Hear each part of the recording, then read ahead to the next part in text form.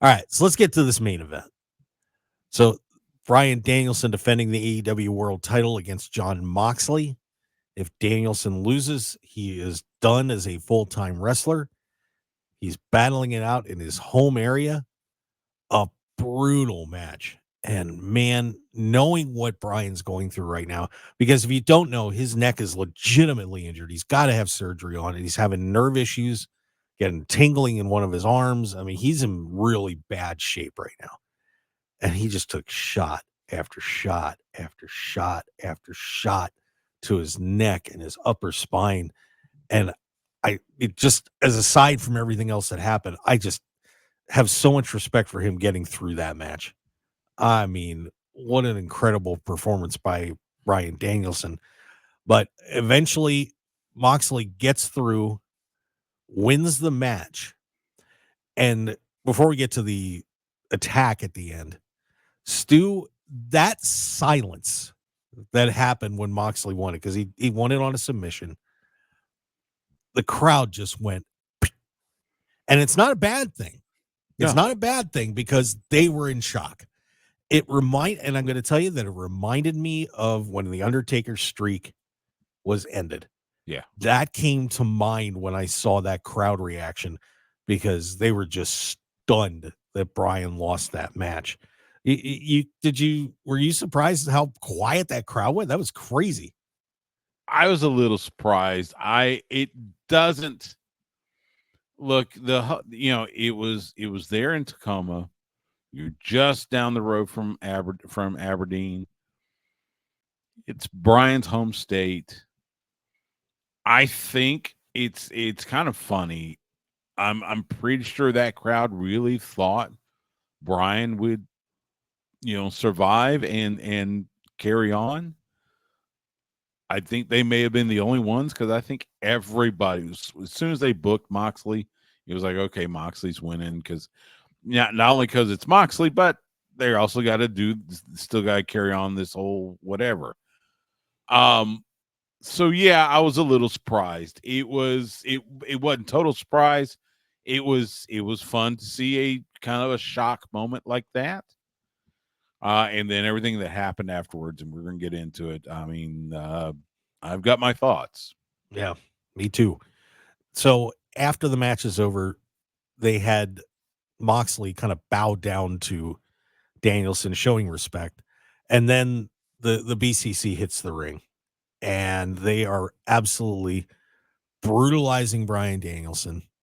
Wheeler Yuta and Darby Allin come out to try to make the save, but Wheeler then turns on Darby. They duct tape Darby's arm to the rope so he cannot help. So Darby's helpless in the ring watching this all go down. And Wheeler Yuta then pull out the plastic bag again, give it to Yuta, who then does the suffocation thing on Bryan Danielson one more time. And I'll tell you what happened on my end where I was watching, because I went to Dave & Buster's, and a nice plug for them. They were terrific last night, by the way. The one down in Henderson, by the way, wasn't the one in Summerlin. So just so you know, terrific staff down there in Henderson. You mean you weren't at the one off Mopac here in Austin? No. Okay. No. We are a Las Vegas show still. Yeah, so. I know. But my daughter was with me. She's 15. And I had told her about what happened the last time around when Bryan took the bag. And she said, after everything you said to me, I can't believe you did that again. I can't believe they did that again. Why did they have to do that? And she was just watching the beatdown and everything else. She's like, man, that was, I don't know. And that's just somebody who's not a huge wrestling fan, but, teenager, and said, man, that was a lot. And a lot of reaction has come out that said it was too much. But I'm going to slightly disagree. I don't think they need to do the suffocation thing again, but I understand it. I understand what happened last night, because what they did was they made this group some of the biggest heels maybe in pro wrestling history at this point. You just tore Bryan Danielson apart, and after you got done, you did it more, and you sent him out on a stretcher in his hometown, and ended his career. Was it too much, Stu? Or was it just right? Or what do you think? So, look, before I get into that, let's understand.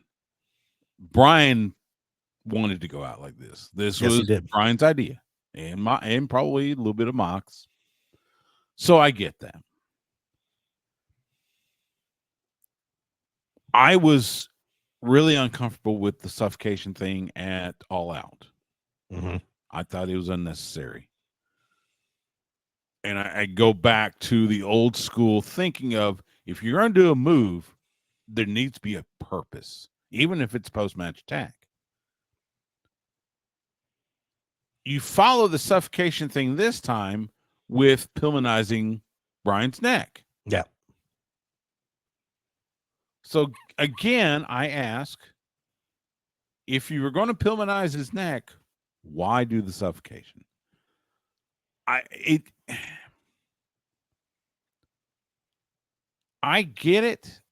I get that Bryan, this was the way Bryan wanted to go out, and I'm glad he got what he wanted. I'm just not comfortable with it. I mean, and that's me. Hey, there are those that loved it. There are those that hate it. That's, and that's fine. Yeah, I'm giving you my view, and my view is the suffocation thing was unnecessary, especially if you're going to follow up with the Pillmanizing of the neck. Yeah. And I did forget to mention, I apologize. Yeah, that Claudio put a chair around Danielson's neck after that was over and did the old concerto Pillmanizing spot. Yeah. And, off goes Danielson on a stretcher. It was, like I said, I wasn't thrilled with the suffocation spot. But like I said, I think now you have established those guys as a brutal group that, that one, the people are going to remember this one forever. Yeah. And in terms of a story, now that group has told the locker room, don't mess with us. Yeah. They'll stop at nothing. Don't mess with us, because we will do anything we want to you. And so in storyline, I get it. But like I said, tough visual to deal with on that.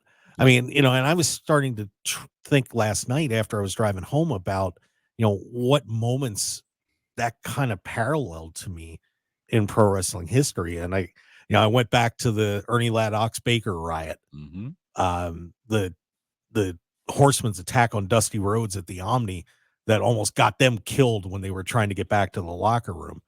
Hogan turning with the NWO.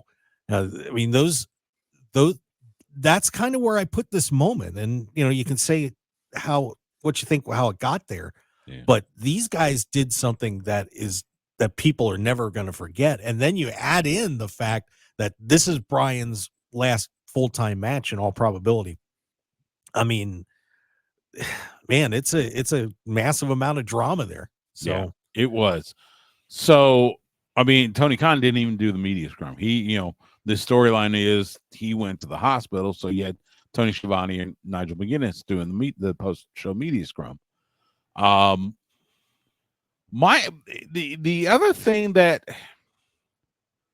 they mentioned it. So Bryce Remsburg, who I love to death. I think Bryce is one of the best referees out there. He's a fantastic guy. He's a wonderful friend. So Bryce he is conflicted. After the match, he is conflicted with handing the title to Moxley. Yeah. But he does eventually. As soon as he does, Pac's got this black gym bag, and he puts the belt in that black gym bag. What does that mean? Yeah. I mean, this isn't like Orange Cassidy carrying the backpack with the international title in it. This is something else, and I would assume we will see what that means, hopefully this week on Dynamite. But that was an interesting twist that, made me think, okay, I want to see what's happening. As far as the BCC itself, I think, and forgive me, I get it. comparing AEW and WWE, that's fine. People have problems with it. But I think Tony Khan is wanting to set up the BCC kind of like what we are seeing with Solo Sikoa and the bloodline, the new bloodline. Ruthless, no morals, stop at nothing, that type of thing. Now we haven't seen Solo Sikoa trying to suffocate Roman Reigns yet. I say yet. I don't think WWE will let that happen. But I get that, and that's fine. That's fine. They want to set up this monster heel faction because they don't have one right now. Not the Elite, not House of Black. The premier athletes, no, not even close. They want this monster heel faction that, and I get it. Okay, if this was 20, 30 years ago, yes, they would get booed out of the building. Every building they come into. Nowadays, there are people that will cheer them because they're doing that, which, again, old school, I don't get, but nevertheless. Yeah, and it was really interesting, too. The crowd tried to start doing a thank you, Bryan chant, and it went nowhere. Did you notice that last night? I did notice that, and that was because they kept just brutalizing him. That was the thing. There was no, you didn't have Bryan Danielson make the curtain call, marking the end of his full-time in-ring career. And I think that was on purpose. They wanted this to be such a heavy, shocking moment. And Bryan didn't want a curtain call. He wanted to go out on a stretcher.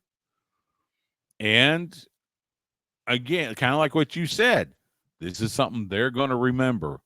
And so now every time they see Mox and Claudio and Pac and Marina Shafir and now Wheeler Yuta, hopefully they get booed out of the building. Yeah.